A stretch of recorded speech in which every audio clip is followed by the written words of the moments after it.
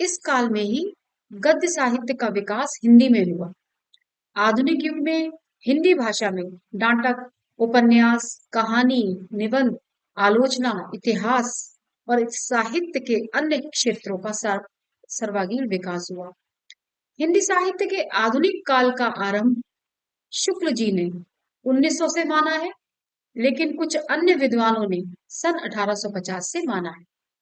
आधुनिक काल की एक अन्य विशेषता यही है कि इस समय में खड़ी बोली साहित्यिक भाषा के रूप में विकास करने लगी।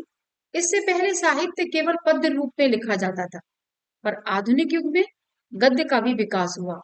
इसीलिए आचार्य रामचंद्र शुक्ल जी ने इसे गद्य काल की संज्ञा दी।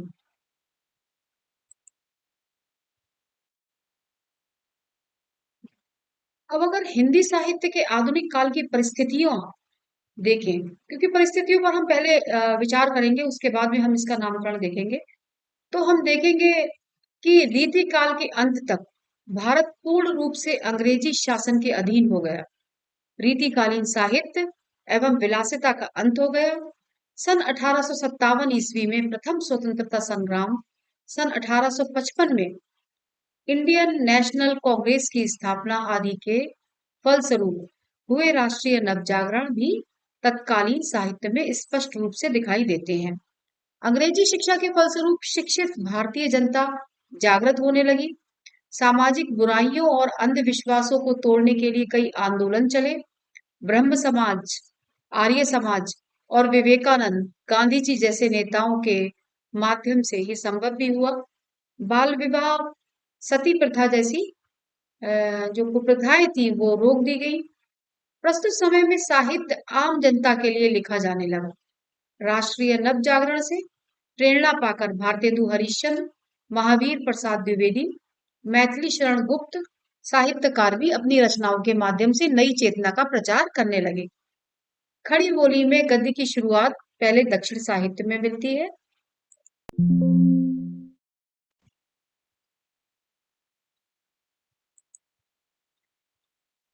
जैसा कि आप लोगों को पहले भी बताया था कि हिंदी साहित्य के इतिहास को जब बांटा गया आदिकाल, मध्यकाल, आधुनिक काल, तो आप लोगों को विदित है कि आदिकाल की समय सीमा 1050 संवत से 1375 तक मानी गई। मध्यकाल के पूर्ववर्ती भाग को भक्ति काल यानी कि आ, उसका जो समय था वो संवत 1375 से 1700 तक का। उत्तरवर्ती काल को रीति काल के नाम से जाना गया। रीति काल की समय सीमा 1700 से 1900 तक की। संवत 1900 के बाद के काल को आधुनिक काल या पुनर्जागरण के काल के नाम से जाना जाता है। रीति काल के पश्चात हिंदी साहित्य में दो परिवर्तन आए। विषय के दृष्टिकोण से श्रृंगार परकता का स्थान सामाजिक सरोकार ने ले लिया। वही भाषा की दृष्टि से ब्रज भाषा व अवधी भाषा का स्थान खड़ी बोली हिंदी ने ले लिया। नारी स्वतंत्रता, अछूतोद्वार, शिक्षा का महत्व, श्रम का महत्व, मानव की समानता आदि मूल्यों का साहित्य में पदार्पण इस युग में हुआ। साहित्य की अनेक परंपरागत रूढ़ियों का ह्रास हुआ। कुछ ऐसे ही कारण से इस युग को आधुनिक काल या पुनर्जागरण काल कहा गया। आधुनिक काल की परिस्थितियां अगर हम देखें तो सबसे पहले राजनीतिक परिस्थितियों पर हम चर्चा करेंगे। आधुनिक काल का आरंभ संवत 1900 या 1848 ईस्वी से माना जाता है।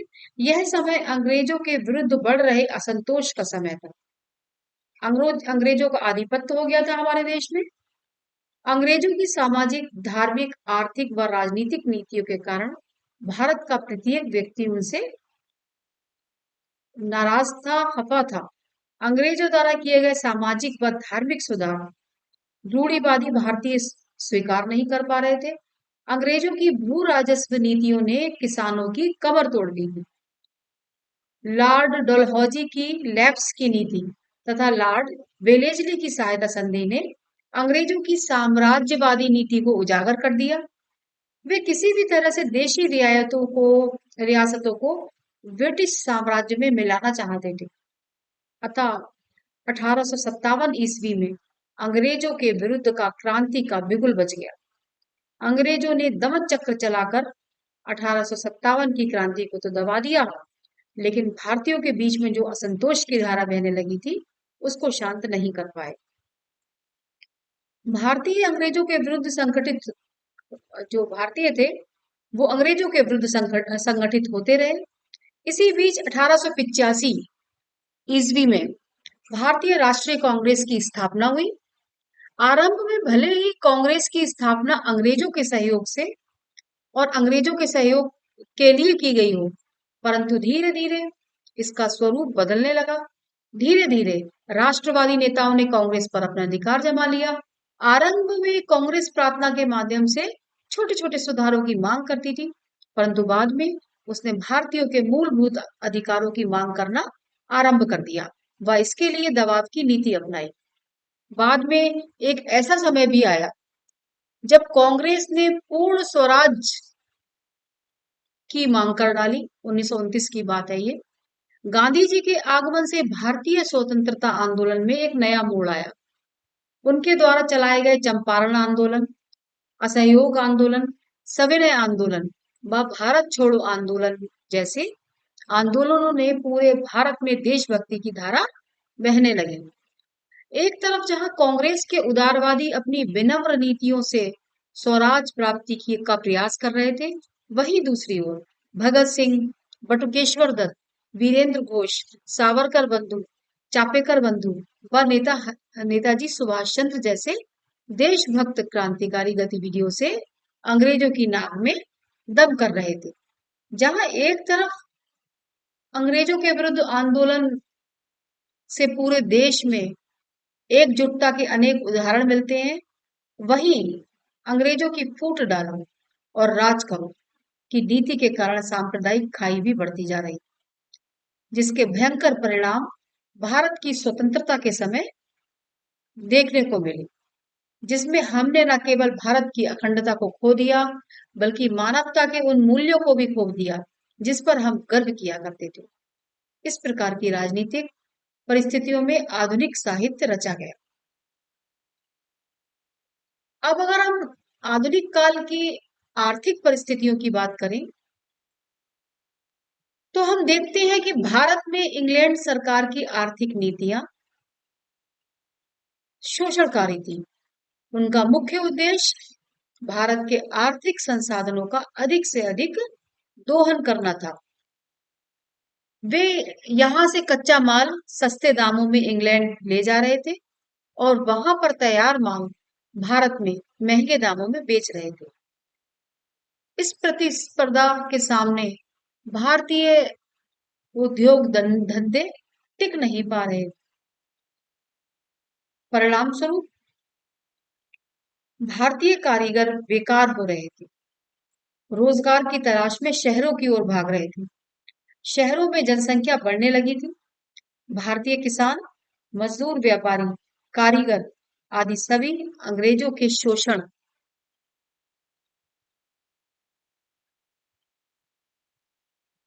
का शिकार थे। अतः सभी संगठित होकर अंग्रेजों के विरुद्ध खड़े होने लगे थे। भारतीय अर्थव्यवस्था को दुरुस्त करने के लिए स्वदेशी आंदोलन की शुरुआत हुई। खादी का प्रचार हुआ। इस आर्थिक शोषण के विरोध में कई भारतीय सामने आए। उसके बाद यदि हम देखते हैं सामाजिक और धार्मिक परिस्थितियां, अंग्रेजी शासन और उसकी नीतियों का प्रभाव भारत की सामाजिक धार्मिक परिस्थितियों पर भी पड़ा। इस युग में दोनों तरफ से समाज सुधार और धार्मिक सुधार की बात होने लगी। एक तरफ भारतीय समाज सुधार और धर्म सुधार की अलग जगा रहे थे, तो दूसरी तरफ अंग्रेजी सरकार की भी भारत की रूढ़िवादी परंपराओं को अवैध घोषित करने पर आमादा थी। लॉर्ड विलियम बेंटिंग ने सती प्रथा जैसी सती प्रथा और कन्यावध, पहले क्या होता था आप लोगों को पता ही है कि पति की मृत्यु के पश्चात पत्नी को पति के साथ ही चिता में जलने के लिए विवश किया जाता था।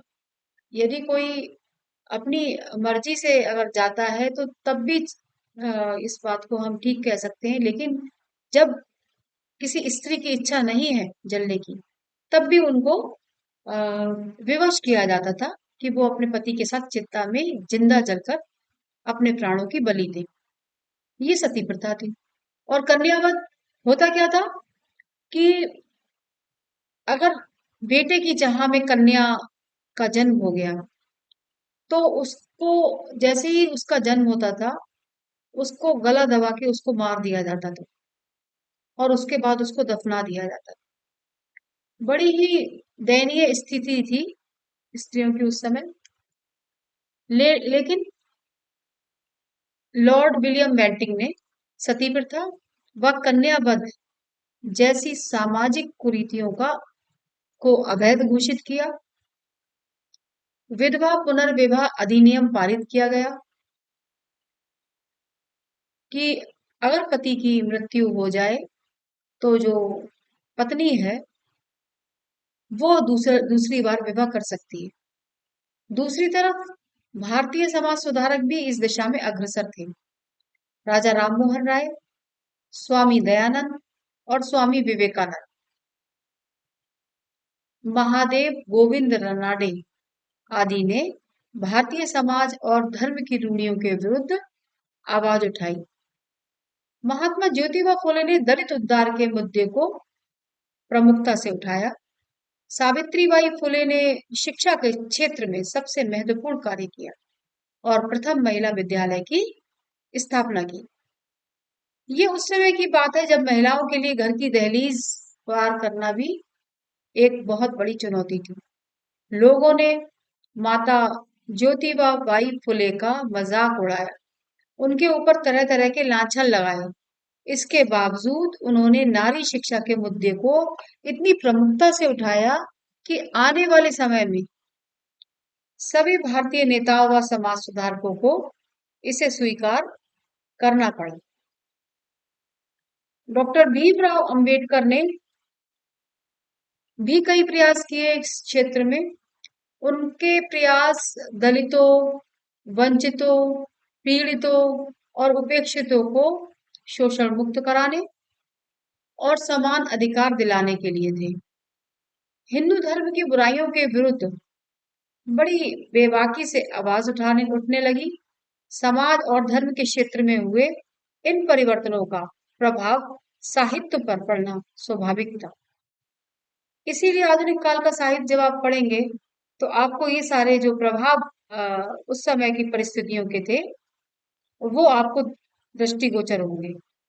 अगली परिस्थिति की यदि हम बात करें, तो वो है साहित्यिक परिस्थिति। इसके बाद यदि हम साहित्यिक परिस्थितियां आधुनिक काल के साहित्य की देखें, तो आधुनिक युग का साहित्य बदलते युग का साहित्य है। इसी युग के आरंभ में जहां समाज सुधार, धर्म सुधार और स्वतंत्रता महत्वपूर्ण मुद्दे थे, बाद में यही मुद्दे व्यक्ति की समस्याओं पर केंद्रित होने लगे। आधुनिक युग का साहित्य आम आदमी का साहित्य बन गया। अब साहित्य का मुख्य उद्देश्य राजाओं के गुणगान और राज दरबार की शोभा का वर्णन करना नहीं रह गया था, बल्कि समाज की परिस्थिति का वर्णन करना बन गया था। कि समाज की परिस्थितियां ऐसी थी कि अच्छा खासा एक बहुत जो लिखा है लेखकों ने, उस समय जो परिस्थितियां थी, उससे उन्हें लिखने के लिए बहुत सामग्री मिल रही थी, क्योंकि परिस्थितियां ही उस समय देश की ऐसी थी। भारतीय युग जहां पुनर्जागरण और देश प्रेम की भावना को लेकर आया, वहीं द्विवेदी युग में इन भावनाओं के साथ साथ भाषागत शुद्धता पर बल दिया जाने लगा। छायावाद मनुष्य के अंतर्मन की भावनाओं को अभिव्यक्ति देने वाला काल था, और प्रगतिवाद साम्यवादी विचारधारा के साथ लिखा गया, जिसमें मजदूरों, दलितों और किसानों की बात कही गई। प्रयोगवाद और नई कविता, कला व शिल्प क्षेत्रों में एक नवीन परिवर्तन लेकर आया। इस युग में उपन्यास, कहानी, निबंध, नाटक, रिपोर्टाज, रेखा चित्र आदि गद्य विधाओं का आविर्भाव हुआ। यही कारण है कि इस काल को गद्य काल के नाम से भी जाना जाता है। हिंदी साहित्य के आधुनिक काल की परिस्थितियां यही रही, जो भी राजनीतिक, आर्थिक, सामाजिक, धार्मिक, साहित्यिक परिस्थितियां रही वो आपने अच्छी तरीके से समझ ली होंगी।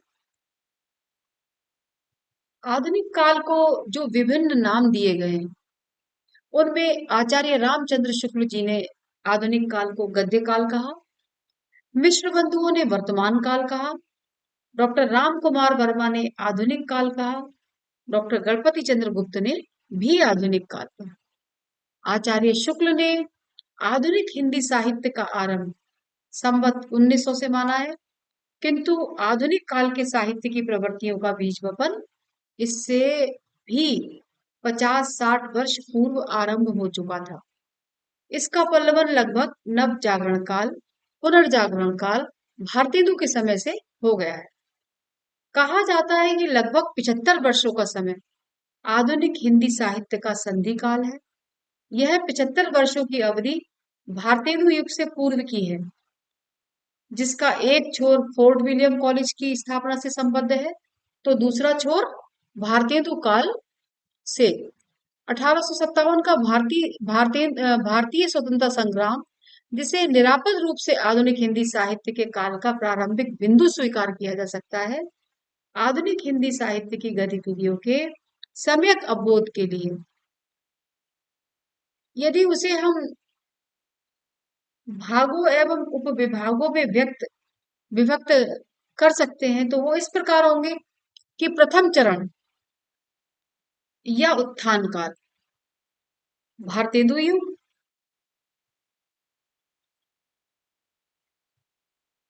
द्वितीय चरण द्विवेदी युग, जिसको जागरण सुधार काल कहा गया है और जिसकी समय सीमा 1900 से 1918 है।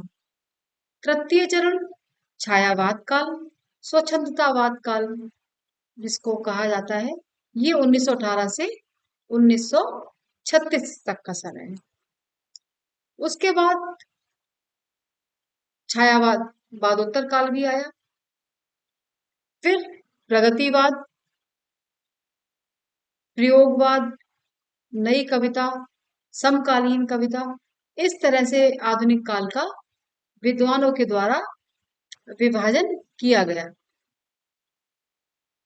इसमें यदि हम भारतेंदु युग की बात करें, तो इस युग में भारतेंदु तथा उनके साथी रचनाकारों ने अनेक दायित्वों का पालन किया था। साहित्यकार होने के साथ साथ उन्होंने देश की राजनीतिक, सामाजिक और सांस्कृतिक चेतना को समुचित ढंग से आगे बढ़ाने का कार्य भी किया। वे लेखक, साहित्यकार और संपादक भी थे। उन्होंने अपनी पत्र पत्रिकाओं में सामयिक विषयों, सामाजिक आंदोलनों और अन्य विषयों की चर्चा निबंधों के रूप में की। युगीन समस्याओं का वर्णन करने में उनका जो पूरा साहित्य है, वो अत्यंत सफल हुआ।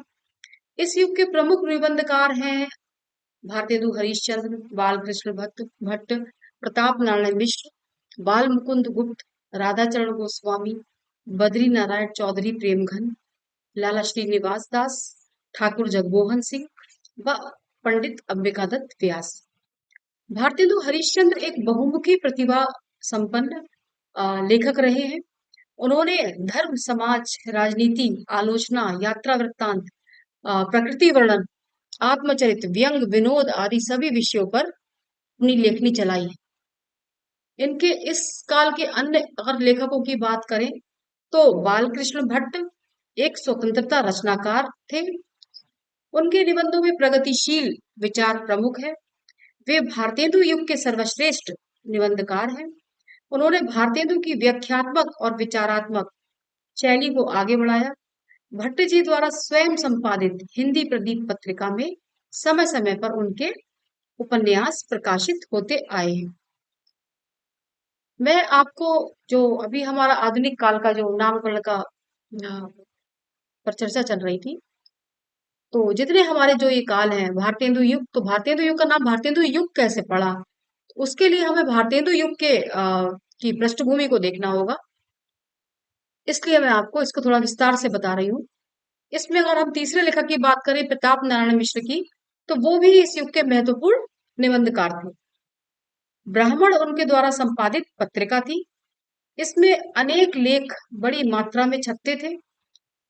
मिश्र जी के यदि रचनाओं में हम देखें तो मुहावरों का प्रयोग बड़ी, ये जो कह सकते हैं कि विशेषता थी उनकी रचनाओं की, कि उन्होंने मुहावरों का प्रयोग बड़ी मात्रा में किया है। कई विनोदपूर्ण निबंध भी लिखे हैं। बद्रीनारायण चौधरी प्रेमघन को यदि हम देखें तो उनकी आनंद कादम्बिनी नामक मासिक पत्रिका के, बहुत ही प्रसिद्ध पत्रिका है, उसके वो संपादक रहे। बाल मुकुंद गुप्त, जिन्होंने शिव शंभू का चिट्ठा नाम से लॉर्ड कर्जन को संबोधित करते हुए निबंध लिखे थे, उनमें भारतवासियों की राजनीतिक व्यवस्था का कच्चा चिट्ठा पेश किया गया है। भारतेंदु युग के जितने भी लेखक रहे हैं, उन्होंने विषय की व्यापकता एवं विविधता को देखा। वे केवल एक विधा में ही निपुण नहीं थे, उन्होंने अनेक विधाओं में अपनी लेखनी चलाई। वे लेखक होने के साथ साथ पत्रकार भी रहे हैं। भारतेंदु युग के जो जितने रचनाकार थे, उनमें व्यक्तिकता के साथ साथ सामाजिकता का भी समावेश है। इस युग में मौलिक और अनूदित दोनों प्रकार के नाटकों का भी प्रचार रहा। स्वयं भारतेंदु हरिश्चंद्र ने दोनों प्रकार के नाटकों की रचना में अपना सहयोग दिया। विद्या सुंदर, रत्नावली, धनंजय विजय, कर्पूर मंजरी, पाखंड विखंडन, मुद्रा राक्षस, दुर्लभ बंधु उनके द्वारा अनूदित रचनाएं हैं। और भारत जननी वैदिकी हिंसा हिंसा न भवती, सत्य हरिश्चंद्र, श्री चंद्रावली नाटिका, विषय विषमोत्सव, भारत दुर्दशा, नील देवी, अंधेर नगरी, सती प्रताप, प्रेम जोगनी उनके द्वारा रचित मौलिक नाटक है। भारतेंदु जी के जितने भी नाटक रहे हैं इस युग में, वो सुधारवादी दृष्टिकोण के साथ साथ राष्ट्रीय चेतना की अभिव्यक्ति लिए हुए हैं, तथा युगीन समस्याओं को जनता तक पहुंचाने की उन्होंने चेष्टा भी की है। अतीत के गौरव एवं ऐतिहासिक श्रेष्ठत्व का प्रतिपादन करने का बीज बपन भारतेंदु युग में ही हुआ था, जिसका विकास प्रसाद युगीन नाटकों में दिखाई देता है। भारतेंदु काल के जो नाटककार थे, उनमें लाला श्रीनिवास दास, राधा कृष्ण दास, बालकृष्ण भट्ट, राधाचरण गोस्वामी, गोपाल राम गहवरी बहुत प्रसिद्ध नाटककार रहे हैं। किशोरी लाल गोस्वामी, प्रताप नारायण मिश्र, लाला श्रीनिवास दास द्वारा रचित रणधीर प्रेम मोहिनी तथा संयोगिता स्वयंवर उच्च कोटि की रचनाएं हैं, जो बड़े ही रोचकता के साथ पाठक उसको पढ़ते हैं। अगर इस युग के नाटकों में हम अ, इसकी विशेषता की बात करें, तो ऐतिहासिक, पौराणिक तथा काल्पनिक कथाओं को विषय वस्तु बनाया गया। समाज सुधार, राष्ट्रीय गौरव, अतीत गौरव को नाटकों के माध्यम से दर्शकों को संप्रेषित किया गया। प्रहसनों का मूल उद्देश्य व्यंग के द्वारा समाज की कुरीतियों का समापन करना था। इसके बाद यदि हम द्विवेदी युग की बात करें, तो द्विवेदी युग में, अब अगर हम इसमें देखें तो इसका समय आपको पता ही है, 1900 से इस आरंभ हुआ था। आचार्य महावीर प्रसाद द्विवेदी, उन्होंने सरस्वती पत्रिका के संपादन के साथ साथ हिंदी के निबंध साहित्य को एक नई दिशा दी। मैं अगर अपने अभी भारतेंदु युग की बात जो कर रही थी उसके विषय में बताऊं, जो जितने साहित्यकार रहे भारतेंदु युग के, वो सभी भारतेंदु हरिश्चंद्र की लेखनी, उनकी उन्होंने जितनी जितनी विधाओं को उन्होंने अपने लेखनी में उतारा था, उन सबसे प्रभावित रहे। और इस तरह से यदि देखा जाए तो भारतेंदु युग के जितने भी साहित्यकार थे, उसमें अगर प्रतिनिधि साहित्यकार हम किसी को मानेंगे, तो वो भारतेंदु हरिश्चंद्र थे। और यही कारण था कि उस युग का नामकरण भारतेंदु युग रखा गया। इसी तरह से द्विवेदी युग में आचार्य महावीर प्रसाद द्विवेदी ने सरस्वती पत्रिका का संपादन किया था और हिंदी के निबंध को एक नई दिशा दी। द्विवेदी जी ने सरस्वती के माध्यम से भाषा संस्कार एवं व्याकरण शुद्धि के जो प्रयास आरंभ किए, उनका प्रभाव तत्कालीन सभी निबंधकारों पर किसी न किसी रूप में पड़ा। आचार्य द्विवेदी ने बेकन के निबंधों को आदर्श मानते हुए उनके निबंधों का अनुवाद बेकन विचार रत्नावली के नाम से किया। सरस्वती के प्रकाशन से हिंदी में साहित्यिक पत्रिकाओं के प्रकाशन को एक नया जोश मिला। उनके निबंधों में मौलिकता और साहित्यिक सौंदर्य का अभाव है। द्विवेदी युग के जो और अगर हम लेखक की बात करें तो बाबू श्याम सुंदर दास रहे तो बहुत सारे लेखक हैं, लेकिन जो महत्वपूर्ण है हम उन पर बात करेंगे। बाबू श्याम सुंदर दास, उन्होंने बड़े ही गंभीर और आलोचनात्मक निबंध इस युग में लिखे। वे उच्च कोटि के आलोचक भी थे।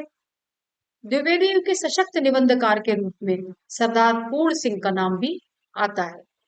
उनके निबंधों में मानवतावादी दृष्टिकोण देखने को मिल जाता है, प्रधानता रही है।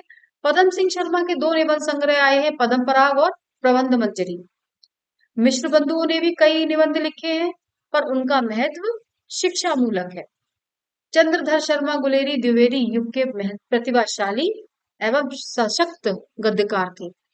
उनके निबंधों में अध्यापक की गंभीरता और व्यक्तित्व की गहरी छाप देखने को मिल जाती है। मौलिक निबंधों के साथ साथ इस युग के रचनाकारों ने दूसरी भाषाओं के निबंधों के अनुवाद की परंपरा भी चलाई थी। इसी क्रम में यदि देखें, द्विवेदी युग में उपन्यास भी काफी लिखे गए हैं। सामाजिक, ऐतिहासिक, जासूसी, तिरस्मी, सभी प्रकार के उपन्यास इस युग में देखे जा सकते हैं। उस समय के सामाजिक उपन्यासों में सुधारवादी दृष्टिकोण को बहुत महत्व प्राप्त था। इस काल में भी बंगला और अंग्रेजी से अनुवाद कार्य जारी था। हिंदी में मानव जीवन का सच्चा परिचय प्रस्तुत करने वाले उपन्यासों का विकास थोड़ा बाद में हुआ है, लेकिन द्विवेदी युग को भी इस जो उपन्यास लिखने की जो परंपरा थी उससे अलग नहीं किया जा सकता है। इस तरह से यदि वहां द्विवेदी युग के सभी लेखकों के जब साहित्य पर हम अ, दृष्टिपात करते हैं, तो हम देखेंगे कि जो महावीर प्रसाद द्विवेदी का जो अ, कह सकते हैं कि जो रोल रहा उस काल में, वो सबसे अधिक प्रशंसनीय है। इतना अधिक प्रशंसनीय कि उस काल को द्विवेदी युग कहा जाने लगा। जो द्विवेदी युग अ, उस काल को कहा गया है, वो महावीर प्रसाद द्विवेदी के कारण ही कहा गया है। महावीर प्रसाद द्विवेदी ने ही सरस्वती पत्रिका का संपादन किया। उन्होंने जिन जिन विधाओं पर कार्य किया, उनके युग के जो रचनाकार थे, जो लेखक थे, उन्होंने उसका अनुकरण किया। यही कारण है कि विद्वानों ने द्विवेदी महावीर प्रसाद द्विवेदी के नाम पर उस काल का नाम द्विवेदी युग रखा, और उसको आ, सारे विद्वानों ने स्वीकार भी किया। अतः अब मैं आप लोगों से कहना चाहूंगी कि हमारे जो आधुनिक काल के जो नामकरण है, भारतेंदु युग, द्विवेदी युग, आधुनिक काल तो है, उसके बाद उसको भी कई कालखंडों में विभाजित करके उनके नाम रख दिए गए। तो छायावाद युग, प्रगतिवाद, प्रयोगवाद, नई कविता और समकालीन कविता, इन पर चर्चा हम अपनी आ, जो हमारा अगला व्याख्यान होगा उसमें करेंगे। भारतेंदु युग और द्विवेदी युग, यहाँ तक का जो हमारा व्याख्यान था उससे आप भली भांति परिचित हो गए होंगे कि ये जो दो नाम रखे गए हैं, भारतेंदु युग और द्विवेदी युग, इसको रखने का कारण क्या था। क्या ऐसा हुआ जो भारतेंदु हरीशचंद्र के नाम पर भारतेंदु युग नाम रखा गया, और द्विवेदी महावीर प्रसाद द्विवेदी के नाम पर द्विवेदी युग रखा गया। अब हम अपने अगले व्याख्यान में आप इस चर्चा को जारी रखेंगे और इस पर आपके साथ में विचार करेंगे। आपका बहुत बहुत धन्यवाद। हिंदी साहित्य के इतिहास में आधुनिक काल का अत्यंत महत्व है।